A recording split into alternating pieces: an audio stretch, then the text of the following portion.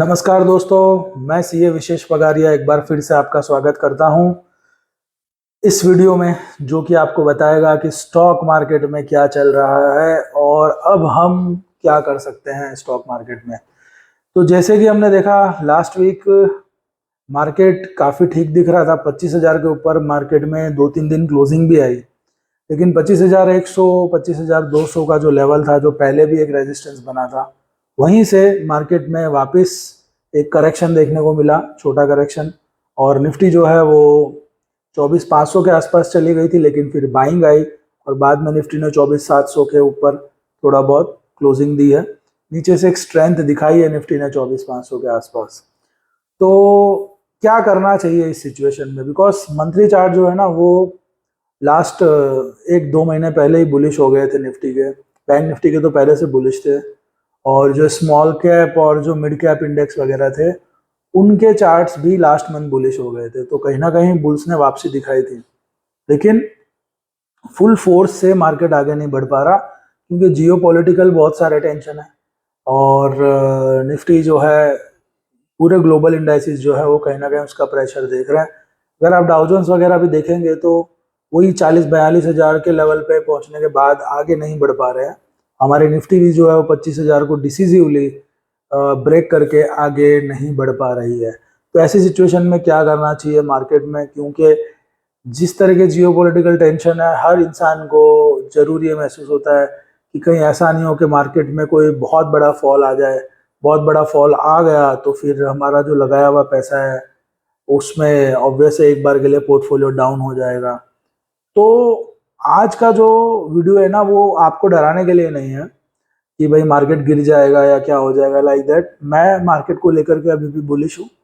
Bullish हूँ in the sense, मुझे बहुत बड़े डाउनसाइड अभी भी नहीं दिखती। जब तक कुछ इंपॉर्टेंट लेवल है वो नहीं टूट जाते, तब तक मार्केट में कोई टेंशन लेने की जरूरत नहीं है। तो आज का जो वीडियो है ना, इसमें हम ये डिस्कस करेंगे निफ्टी का, निफ्टी बैंक का, स्मॉल कैप का, मिड कैप इंडेक्स का, इन सब का कौन सा वो इम्पोर्टेंट लेवल है जो मैं आपको चार्ट्स पे ले जाके दिखाऊंगा कि जिसके नीचे अगर मंथली क्लोजिंग आ जाए तो फिर मार्केट बैरिश हो जाएगा वापस। और जब तक वहां उसके नीचे मंथली क्लोजिंग नहीं आती है, तब तक मार्केट में डरने घबराने की जरूरत नहीं है, इन्वेस्टर्स को खास करके। क्योंकि इन्वेस्टर्स जो होते हैं ना, उनका लॉन्ग टर्म होराइजन होता है। वो कोई 2-4 महीने के लिए पैसा नहीं लगा रहे हैं, वो 3 साल 5 साल, कुछ लोग 10 साल, कुछ लोग उससे भी ज्यादा के लिए पैसा लगा रहे हैं।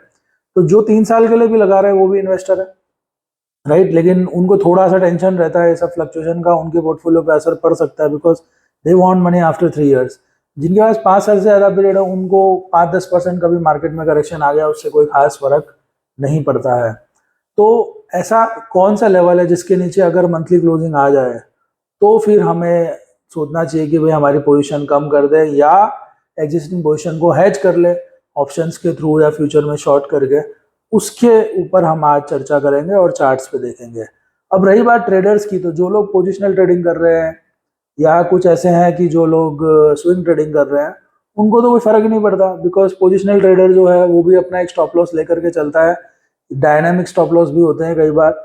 आपका जो भी सेटअप होगा, अगर वो एग्जिट देगा तो आपको एग्जिट ले ही लेना है। जैसे फॉर एग्जांपल, मेरा जो मेजोरिटी इन्वेस्टमेंट है वो निफ्टी अल्फा 50 में करता हूँ। निफ्टी अल्फा 50 का एक ईटीएफ है जो कोटक कंपनी का है, अल्फा बोला जाता है उसको।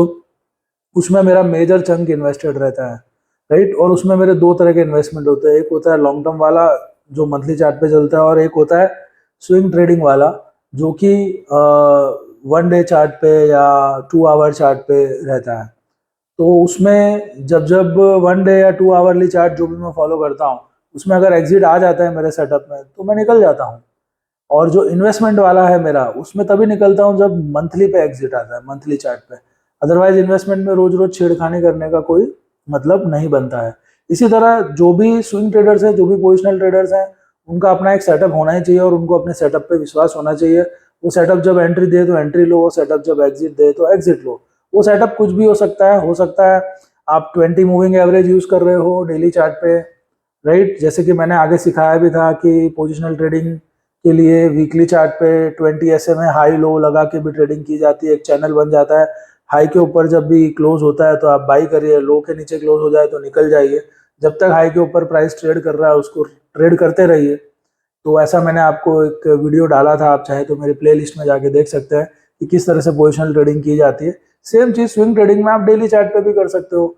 20 SMA का हाई लो ले लिया, वो फॉलो कर रहे हो, या कोई और SMA, कुछ लोग 50 SMA फॉलो करते हैं, तो मूविंग एवरेज इसकी मेथड रहती है।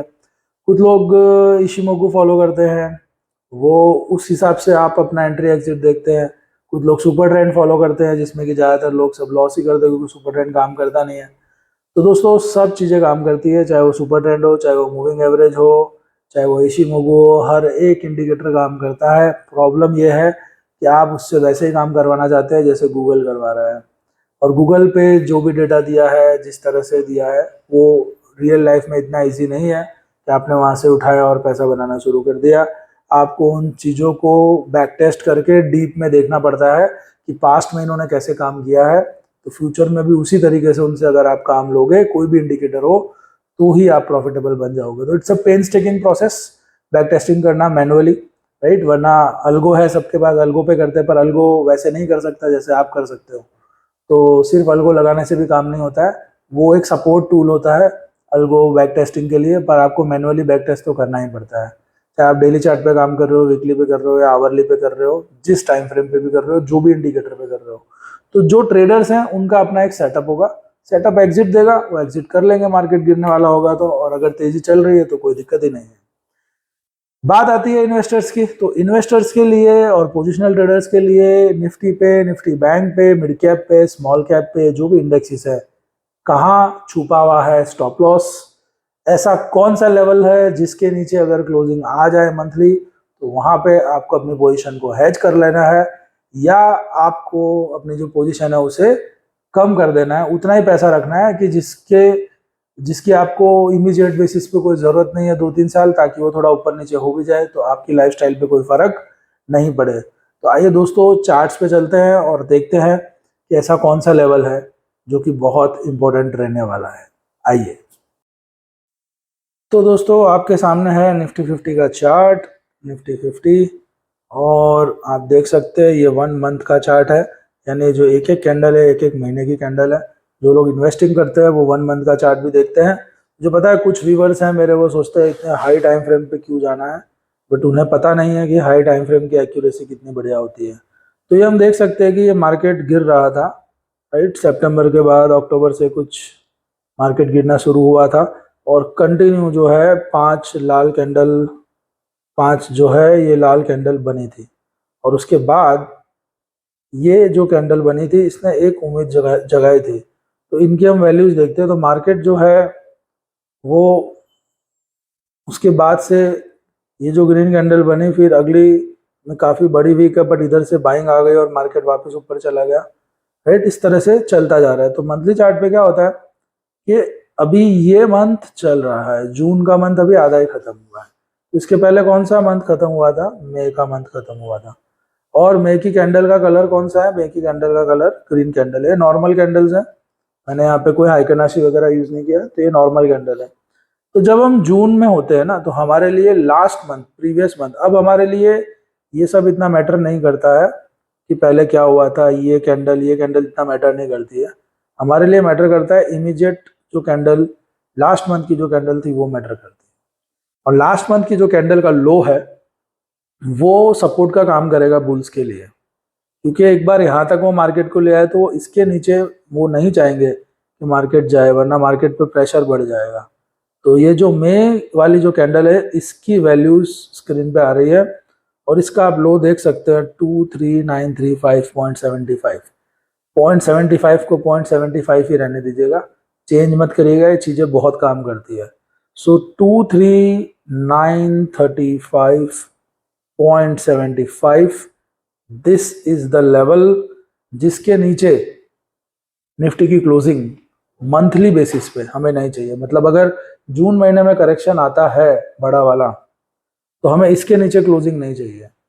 अगर क्लोजिंग इसके नीचे नहीं होती है तो तब तक आप ऐसा नहीं बोल सकते हो कि लॉन्ग टर्म चार्ट्स बेरिश हो गए हैं मार्केट के, आप ऐसा नहीं बोल सकते हो। तो 23935.75 ये है वो लेवल जिसके नीचे हमें निफ्टी की क्लोजिंग नहीं चाहिए। आप बोलोगे तो बहुत दूर है, बिल्कुल दूर नहीं है। मार्केट 24,700 पे है, और ये 23935.75 जो है ज़्यादा दूर नहीं है, खाली 700 750 पॉइंट दूर है। और जब से ट्रम्प आए हैं 700 पॉइंट तो कोई मायने नहीं रखता है निफ्टी में, कभी भी निफ्टी हिल जाती है। तो अब हम देखते हैं बैंक निफ्टी का वो कौन सा लेवल है। तो अब ये बैंक निफ्टी आ गई है आपके सामने। अगेन मंथली चार्ट है बैंक निफ्टी का। बैंक निफ्टी में भी आप देख सकते हैं कोई बहुत अच्छी कैंडल नहीं बन रही है जून की। मे की कैंडल ग्रीन थी प्रीवियस मंथ की। इस कैंडल का हम लो चेक करते हैं, तो मे की कैंडल का जो लो है वो हम चेक करते हैं तो निकल के आ रहा है 53483। 53483.05 इज द लेवल। 53483 है, 53483.05 is the level of bank Nifty, जो कि सर्वाइवल लेवल है। अभी तो 55,527 पे, तो काफ़ी दूर है सपोर्ट मंथली वाला। इसके नीचे हमें बैंक निफ्टी नहीं चाहिए। आप ये भी कर सकते हैं कि अगर इसके आसपास बैंक निफ्टी आती है कहीं भी, जैसे 53483 है तो 53,500 या 53,700, तो वहाँ पे आप ये वाला स्टॉप लॉस लगा करके ट्रेड ले सकते हो लॉन्ग साइड पे, क्योंकि जनरली इन लेवल से मार्केट बहुत जोर से भागता है। तो आपको मतलब बैंक निफ्टी जैसे में तो 1000 पॉइंट तो एकदम आराम से मिल सकते हैं एक दिन या 2 दिन के अंदर ही, अगर इस लेवल के आसपास भी मार्केट आता है तो you can use this as a stop loss for to long the market. आइए अब हम देखते हैं मिड कैप स्मॉल कैप में क्या है। तो अब हम आ गए हैं मिड कैप में, और मिड कैप की अगर हम बात करें तो मिड कैप में भी ये जो कैंडल है ये करंट मंथ की है, और प्रीवियस जो मई मंथ की कैंडल है इसका लो हम चेक करेंगे कि भाई इसका लो क्या है। तो इसका लो हम चेक करते हैं तो 19165 आता है। सो दैट इज कमिंग 19165.1, और अभी मार्केट 21433 पे है, यानी बहुत दूर है, अभी 2000 पॉइंट है, 10% दूर है। कोई भी बड़ा फॉल आता है तो ये सपोर्ट का काम करेगा इन्वेस्टर्स के लिए। इस लेवल के आसपास अगर बाइंग होती है तो बहुत बढ़िया रहेगी। इसके नीचे अगर मंथली क्लोज आ जाए तो फिर आपको देखना पड़ेगा कितना एक्सपोजर रखना है मार्केट में। तो ये हो गया मिड कैप। अब देखते हैं स्मॉल कैप। ये आपके सामने अब आ गया स्मॉल कैप का चार्ट। स्मॉल कैप में भी अगर हम देखें तो मई मंथ में अच्छी तेजी हुई थी, जून का महीना भी वैसे तो ग्रीन ही चल रहा है।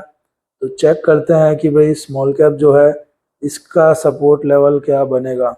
तो स्मॉल कैप में अगर हम देखते हैं तो मई मंथ का जो लो है वो 14783.7 है। सो 14783.7, और अभी ये 17362 पे है, यानी बहुत दूर है, राइट, बहुत दूर है। तो दिस इज द लेवल। ये सब लेवल्स हैं। तो अभी ऐसा कहीं पे दिखता नहीं है कि जून में इतना गिर जाएगा मार्केट, तो अभी भी कोई चिंता का विषय नहीं है। मार्केट जो है वो तेजी में ही है, मंथली चार्ट तेजी में ही है। तो फालतू में न्यूज़ देख के नेगेटिव सोचने की ज़रूरत नहीं है। पोजीशन को डेफिनेटली हैज रखना चाहिए अगर बड़ी पोजीशन है आपकी। छोटा मोटा 5-7 लाख का कैपिटल है तो भैया आपको थोड़ा डीलर बनना ही पड़ेगा उसको ग्रो करने के लिए। जो बड़ा कैपिटल लेके बैठे हैं 1-2 crore 4 crore 5 crore, definitely they need hedging any time in market. Nothing can be, उनके लिए कुछ भी ऐसा ओपन प्लेन वैनिला वो नहीं रख सकते हैं। तो दोस्तों ये थे इंपॉर्टेंट सपोर्ट लेवल्स निफ्टी के, और वीडियो अच्छा लगा हो तो सब्सक्राइब करिएगा, लोगों के साथ शेयर करिएगा। Thank you very much.